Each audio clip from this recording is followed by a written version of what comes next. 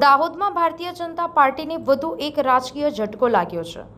લીમડાબારા ગામના માજી સરપંચ રતનભાઈ દેવધાએ ભાજપમાંથી રાજીનામું આપી કોંગ્રેસ પાર્ટીમાં જોડાયા છે। તેઓ ભાજપમાં સક્રિય કાર્યકર્તા તરીકે કાર્યરત હતા। કોંગ્રેસના આગેવાન વજયસિંહ પણદાએ પણ તેમનું સ્વાગત કરી અભિનંદન પાઠવ્યા હતા। આ રાજકીય બદલાવને લઈને જિલ્લામાં રાજકીય ચર્ચાઓ તેજ બની છે અને આવનારી સ્થાનિક ચૂંટણી પહેલા પક્ષ બદલીની ઘટનાઓમાં વધારો થવાની શક્યતા વ્યક્ત કરવામાં આવી રહી છે। મારું નામ રત્નાભાઈ રમણભાઈ દેવદા। હું ભારતીય જનતા પાર્ટીમાં તો સક્રિય સભ્ય હતો।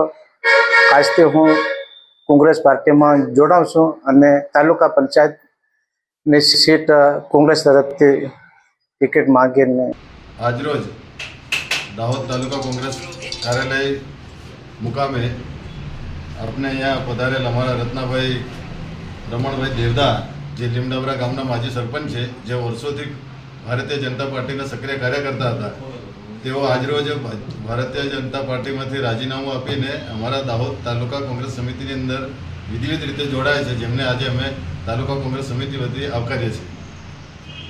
સંવાદદાતા સાથે અભિપ્રાય ન્યૂઝ, વડોદરા।